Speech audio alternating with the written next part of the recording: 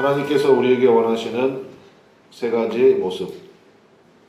하나님께서 우리에게 원하시는 세 가지 모습이란 제목으로 하나님 말씀 증거하도록 하겠습니다. 하나님이 우리에게 어떤 모습을 원하시느냐? 오늘 본문 말씀에 보니까 세 가지 모습을 원하신다. 그것을 볼 수가 있습니다. 첫 번째는 말씀을 사모하기를 원하신다. 두 번째는 보배로운 산돌에 연결된 산돌되기 원하신다. 마지막 세 번째는 거룩한 제사장이 되기를 원하신다. 라는 것입니다. 그래서 저는 이 타이틀 세 개가 우리의 기도 제목이 될 수 있다고 생각합니다. 말씀을 사모하기 원합니다. 기도할 수 있죠. 그 다음에 예수님에게 연결된 우리도 산돌, 그러니까 리빙스톤이잖아요. 살아있는 돌, 생명이 있는 돌 되기 원합니다. 그러니까 건축의 개념이 있겠죠. 돌이라고 했으니까. 그 다음에 세 번째는 거룩한 제사장 되기 원합니다. 이것이 여러분의 기도 제목 됐으면 또 좋겠습니다. 차례대로 하나씩 살펴보도록 하겠습니다. 첫 번째는 말씀을 사모하기 원하신다라는 것입니다. 우리 2절 다시 한번 읽어보겠습니다. 2절 말씀이요. 시작. 가난하게들 같이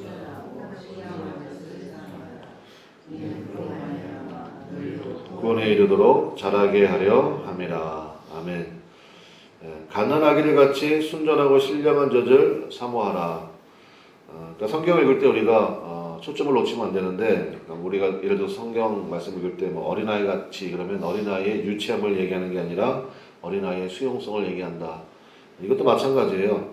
갓난아기 같은 미성숙을 말하는 것이 아니라 엄마의 젖을 사모하는 갓난아기처럼 말씀을 그렇게 사모해야 한다는 것, 그게 핵심이죠. 그래야 우리 2절 끝부분에 있는 것처럼 이것으로 말미암아 너희로 구원에 이르도록 자라게 하려 함이라. 베드로의 구원관 첫 시간에 말씀드렸죠. 목표가 있고 그다음에 미래적이다 이런 말씀을 드렸는데 여기도 마찬가지입니다. 그러니까 구원에 이르도록 자라게 한다. 그러니까 영적 성숙이 이루어진다. 그러니까 말씀에 대한 사모함 없이 말씀 없이는 절대로 영적 성숙이 이루어지지 않는다. 그러니까 이것을 우리가 꼭 붙들어야 될 줄로 믿습니다.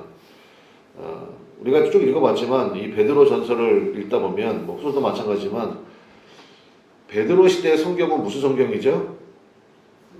구약 성경이죠. 아직 신약 성경이 있을 때가 아니잖아요. 그러니까 여기도 계속해서 베드로가 구약에 특별히 이제 이사야서와 시편을 엄청 많이 인용하고 있거든요. 근데 여러분 그 제자들이 막 활동하고 그랬을 때 사람들이 놀라면서 저 사람들 무학자들인데 우리 식으로 얘기하면은 초등학교도 안 나왔는데 근데 어떻게 글을 저렇게 잘 알고 논리정연할까 뭐 이런 얘기 하잖아요. 예수 잘 믿으면 전 그건 있는 것 같아요. 똑똑해지는 거는 확실한 것 같아요. 그러니까 베드로가 구약의 이사야서와 시편을 엄청 많이 인용하고 있거든요. 그 얘기 무슨 얘기입니까? 말씀을 계속해서 묵상하겠다는 거죠. 그러니까 이러한 사건들에 대하여서 어떻게 말씀을 우리가 해석해야 되는지, 어떻게 말씀으로 지지를 받아야 되는지, 그것이 굉장히 중요하다는 것입니다. 여기 이제 아기 키워보신 분들 많이 계시잖아요. 저도 옆에서 이제 지켜보는 봤거든요. 그러면 제가 참 인상적인 게 있어요. 갓난아기들이 엄마 젖을 물거나 아니면 뭐 분유를 이제 젖병에 담아가지고 먹거나 하면요. 야, 진짜 온 힘을 다해서 먹는 것 같아요. 땀을 뻘뻘 흘리면서 먹거든요. 제가 그걸 볼 때 이 말씀이 생각났어. 갓난아기들 같이. 아마 이게 사도 베드로도 여러 번 봤던 것 같아요. 아기들이 엄마 젖을 물고 이거 안 먹으면 죽는다는 생각 가지고 먹잖아요. 실제로 죽고 아기가 무슨 뭐 밥을 먹어요? 뭘 먹어요? 그러니까 그냥 오직 아기의 생명줄은 엄마의 젖밖에 없지 않습니까? 그러니까 행여라도 다음번에 또 이거 못 먹을까 봐 그냥 옛날에는 또 이제 엄마들이 연약했으니까 젖도 잘 안 나오는 엄마도 많고 그랬을 거 아니에요. 그러니까 이런 기회가 또다시 없다. 그런 마음을 가지고 그냥 저도 이제 그런 기억이 나거든요. 우리 아이들도 이제 이렇게 젖병 물고 막 할 때 보면 진짜 땀을 뻘뻘 흘리면서 먹더라고요. 그리고 또 특징이 있죠. 하루가 다르게 성장하죠. 제가 이렇게 뺨으로 막 재봤던 것 같아요. 막 뺨으로 무슨 이렇게 잘하네 막 이러면서. 그러니까 우리에게 그런 모습이 있을 때 하나님이 기뻐하신다고요. 하나님이 원하시는 첫 번째 모습은 뭐냐? 하나님 말씀을 너무너무 사모하는 것, 그 말씀을 강력하게 원하는 것, 그리고 하루가 다르게 그 말씀으로 인하여서 성장해 가는 것, 그 모습을 하나님이 기뻐하신다라는 것입니다. 여러분 하나님이 기뻐하시는 사람 되시기를 바랍니다. 그리고 3절에 보니까 그런 말씀이 있네요. 너희가 주의 인자하심을 맛보았으면 그리하라 이렇게 되어 있습니다. 맛보았으면 그리하라. 그러니까 뭐예요? 일단 맛을 보여줘야 돼요. 백화점 가면 시식 코너 이런 거 있잖아요. 그리고 참 그런 게 참 좋은 전략이죠. 그러니까 우리도 하나님 말씀이 좋아 이렇게만 할 게 아니라 어떻게 맛보게 할까 이거를 좀 같이 궁리하는 것이 참 좋다고 생각합니다. 말씀 너무 좋은데요. 자기만 좋아하면 어떻게 이것을 내가 어떻게 좋게 전달해 줄 것인가 그런 것을 같이 연구하고 생각해 보는 것 참 좋은 거 아닙니까? 우리 교회 이제 뭐 말씀 전달 통로는 요즘에 이제 유튜브가 있고 뭐 이렇게 있잖아요. 근데 우리 만드시는 우리 고창현 권사님께서 요즘에 굉장히 연구 많이 하시는 것 같아요. 그리고 야 저렇게 만들고 쉽지 않은데 그 쇼츠 여러분 좀 보십니까? 보세요. 많이 보십시오. 그리고 많이 전달도 해주세요. 자기만 보고 아 좋다 이러지 말고 전달을 해야죠. 전달. 그러니까 그렇게 자꾸 맛볼 수 있도록 소개하고 전달하고 거기에 여러분이 뭐 한두 개의 코멘트 달아가지고 이렇게 전달해 주는 거 그거 참 좋다고 생각합니다. 진짜 교육은 자극이다라는 얘기를 들어본 적이 있어요. 그리고 공부해라 백날 얘기해봐야 그 잔소리밖에 안 되잖아요. 근데 공부했더니 이러이러한 일들을 할 수가 있다. 그러니까 자극해주면 모든 사람들이 원하는 바가 있잖아요. 그러니까 자극받으면 본인이 알아서 하게 되겠죠. 그러니까 우리가 말씀을 사모하는 그런 은혜를 받고 하나님이 기뻐하시는 일이니까 그 다음에 또 내 주변에 있는 사람들이 그것을 맛볼 수 있도록 잘 전달해 주는 것. 그러니까 예수 천당 불신지옥 진리는 맞는데 맛보고 싶지 않잖아요. 그렇잖아요. 그러니까 아름다운 것을 아름답게 전할 수 있는 그러한 궁리가 필요하다. 말씀을 사모하는 여러분들이 해야 될 또 하나의 하나님이 기뻐하시는 모습이 아니겠는가 그런 생각이 듭니다. 두 번째는 보배로운 산돌에 연결된 산돌되기를 원하신다라는 거죠. 말씀으로 성숙해지면 예수님에게 연결되고 한 부분을 감당할 은혜까지 주신다라는 것입니다. 골로새서 1장 24절 말씀에 그리스도의 남은 고난을 내 육체에 채우노라. 이거 굉장히 처음에 논쟁이 많은 구절로 됐거든요. 그리스도의 남은 고난, 예수님이 십자가에서 뭐 좀 남겨놓으셨나? 완성이 안 됐나? 그래서 그 남은 고난이 있는데 그래서 우리가 감당해야 되나? 그거는 그렇게 이해하면 그건 완벽한 오해죠. 무슨 얘기입니까? 주님의 부르심에 대한 능동적인 결단을 우리에게 촉구하는 거죠. 그리고 그것을 기뻐한다 이런 말씀이 있거든요. 저는 이걸 이렇게 이해했습니다. 이렇게 정리하니까 좋더라고요. 그러니까 일종의 끼워주심이에요. 끼워주심. 주님이 다 하셨거든요. 근데 마지막 하나, 네가 한번 해봐. 이렇게 세워주시고 끼워주심. 그게 오늘 말씀에 있는 것처럼 5절 나오잖아요. 5절 한번 읽어볼까요? 5절 시작. 너희도 산돌같이 신령한 집으로 세워지고 예수 그리스도로 말미암아 하나님이 기쁘게 받으신 신령한 제사를 드릴 거룩한 제사장이 될지니라. 그 4절부터 연결되는 말씀이잖아요. 보배로운 산돌이신 예수님께 나아가 너희도 산돌같이 예수님께 연결되라는 거 아니에요. 왜 돌의 개념을 사용했느냐? 세워지라고. 그러니까 어느 한 부분을 감당할 수 있도록. 여러분 생각해 봅시다. 제가 설교를 하는데 하나님 입장에서는 김 목사가 하는 것보다 가브리엘 천사가 와서 하는 게 훨씬 더 효과가 좋을 거 아니에요? 여러분 그렇지 않습니까? 복된 소식을 전하는 가브리엘 천사가 일단 벌써 영광이 다를 거 아니에요. 가브리엘 천사가 와서 하면 훨씬 더 좋을 건데 왜 연약한 인간들을 세우시죠? 끼워주심이라니까요. 끼워주심, 나를 사용해주심. 그러니까 여러분 그냥 뭐 참 이게 힘들다 어렵다 그러지만 말고 하나님께서 나를 끼워주셨다. 그 영광을 좀 바라보시기 바랍니다. 기도도 마찬가지죠. 그러니까 새벽에 나와서 여러분 기도하는 여러분들 때 내가 이 일을 언제까지 해야 되나? 그러지 마시고 끼워주심이에요. 끼워주심. 그 나중에 여러분 주님 앞에 섰을 때 주님이 그거 기억해 주신다니까요. 내가 너를 부른 그 자리에서 네가 충성한 것. 그래서 여러분 그 마태복음서나 이런 복음서에 많이 나오잖아요.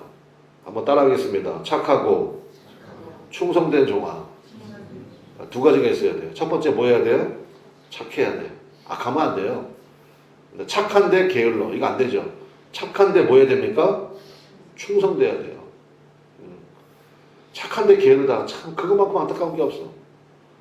최악은 뭐죠? 악한데 충성된 사람들이 있죠.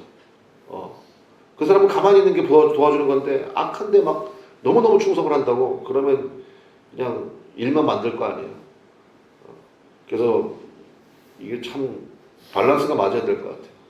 착하고 그러니까 주님 앞에서는 그래서 이 순서가 중요하다고요. 말씀을 사모함으로 내 자신이 변화가 되어지고 말씀 가운데 흠뻑 젖고 말씀으로 내 생각이 깨어지고 그리고 나서는 충성됨이 있어야 되죠. 예수님에게 연결되어 가지고 함께 세워져 가고 그리스도의 남은 고난을 내 육체에 채우노라. 야 그렇게까지 고백할 수 있는 수준이 된다 그러면 쉽지는 않습니다. 그러나 감사하고 기쁜 거죠. 저는 날마다 요즘에 이제 세워진 7명의 진 리더를 위해서 기도하거든요. 글쎄 모르겠어요. 아마 모르긴 몰라도 벌써 후회하는 사람이 있을지도 몰라요. 아 괜히 한다고 그랬다. 아 내가 그때 은혜 받으면 안 되는데 막 이런 사람이 있을지도 모르겠어요. 근데 이제 확실하게 제가 아는 건 있죠. 지나고 나면 감사하게 된다. 그러니까 그 시간이 너무너무 기쁘고 감사하고 나중에 주님 앞에 갔을 때 그때 가서 얘기합시다. 자, 세 번째 마지막 뭡니까? 거룩한 제사장 되기를 원하신다는 것입니다. 구약에 하나님께서 쓰시는 통로가 둘 있죠. 하나는 선지자입니다. 또 하나가 제사장.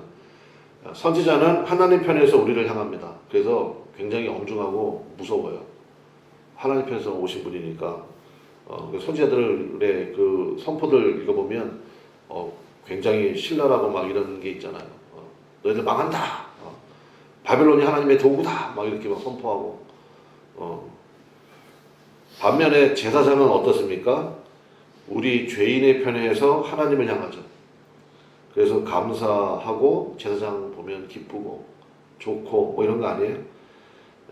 말씀에 정리합시다. 이 순서가 중요한 것 같아요.